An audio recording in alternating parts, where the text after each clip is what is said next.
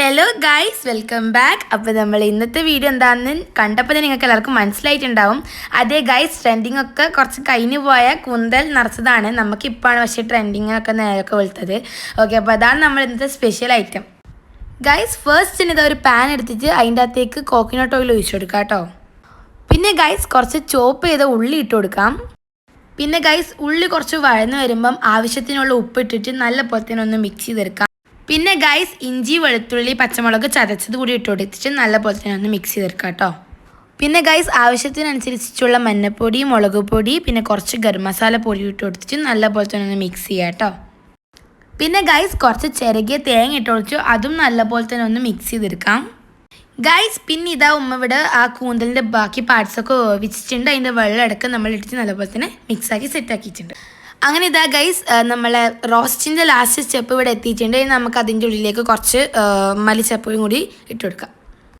ഇനി ഇതാ ഗൈസ്, നമുക്ക് കൂന്തൽ നിറക്കാം കേട്ടോ. ഞാനാണ് വീഡിയോ എടുക്കുന്നത്, അതാണ് ഇങ്ങനെ കുറേ ഒരു ഇത് ഇല്ലാത്തത്. വീഡിയോ എടുക്കുമ്പോൾ സാധാരണ എപ്പോഴും ഉമ്മയായിട്ട് എടുക്കാറ്. അപ്പോൾ നമുക്ക് 1 by 1 ആയിട്ട് എല്ലാ കൂന്തലും നിറച്ചെടുക്കാം.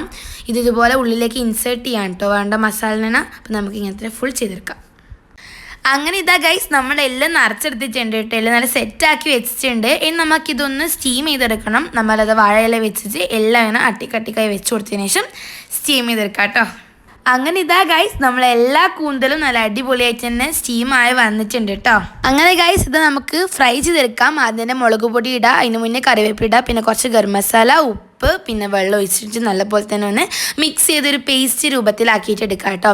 അപ്പോൾ അത് നല്ല രീതിക്ക് തന്നെ മിക്സ് ചെയ്തെടുക്കുക. ആവശ്യത്തിന് വെള്ളമൊക്കെ ഒഴിച്ചിട്ട് ഇനി നമുക്ക് നമ്മൾ നല്ല സുന്ദരിമണികളായ കൂന്തലിന് ഇതിലേക്ക് ഇട്ടിട്ട് എല്ലാത്തിനെയും അതിൻ്റെ കൂടെ നല്ലപോലെ തന്നെ ഒരു മുളകൊക്കെ പിടിക്കുന്ന രീതിയിൽ തന്നെ ഒന്ന് നല്ലപോലെ മിക്സ് ചെയ്തെടുക്കാം. ഗൈസ്, അങ്ങനെ ഇതാ നമുക്ക് ഇനി എന്തായാലും ഫ്രൈ ചെയ്തെടുക്കാം. ആദ്യം തന്നെ കുറച്ച് കോക്കനട്ട് ഓയിൽ ഒഴിക്കാം. ഇനി നമുക്കെല്ലാം കൂടി ഇത് ഫ്രൈ ചെയ്തെടുക്കാം. അതിന് മുന്നേ ഈ കോക്കനട്ട് ഓയിലിലേക്ക് കുറച്ച് മുളകിൻ്റെ പൊടി ഇട്ടിട്ടൊന്ന് മിക്സ് ആക്കണം കേട്ടോ. ഗൈസ്, നമുക്ക് ജസ്റ്റ് ഒന്ന് ഷാലോ ഫ്രൈ ചെയ്തെടുക്കുക വേണ്ട, അങ്ങനെ ഒരുപാട് ഫ്രൈ ചെയ്യേണ്ട കേട്ടോ. അപ്പോൾ എല്ലാം ഇവിടെ കടന്ന് ഫ്രൈ ആകട്ടെ.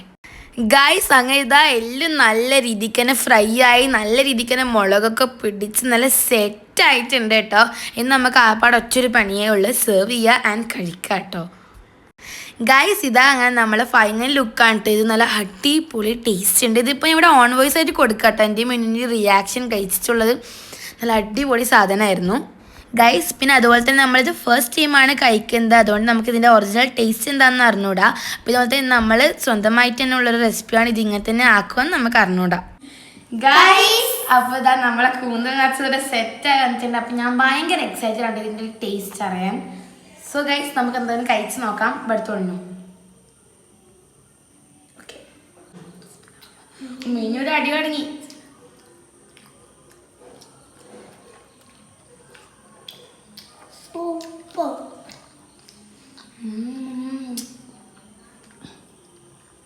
ടേസ്റ്റ് ഉണ്ടോ?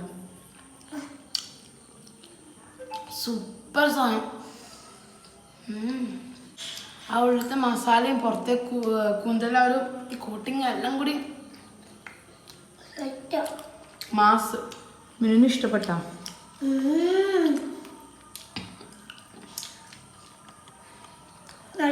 ദാ ഗൈസ്, നിങ്ങൾ കണ്ടോ നമ്മൾ ആ ഒരു കൂന്തലിൻ്റെ ഒരു പെർഫെക്ഷൻ ഗൈസ്? ഒന്ന് കണ്ടു വെക്ക്, നല്ല രസമില്ലേ കാണാൻ ഗൈസ്? അപ്പോൾ ഇതാണ് നമ്മളൊരു കൂന്തൽ നിറച്ചതിൻ്റെ ഒരു വീഡിയോ എന്ന് പറയുന്നത്. നല്ല അടിപൊളി ടേസ്റ്റും കാര്യങ്ങളൊക്കെ ഉണ്ടായിരുന്നു. അതൊക്കെ നമ്മളെ വീഡിയോ ഉണ്ടപ്പോൾ നിങ്ങൾക്ക് മനസ്സിലായിട്ടുണ്ടാവും തോന്നുന്നു.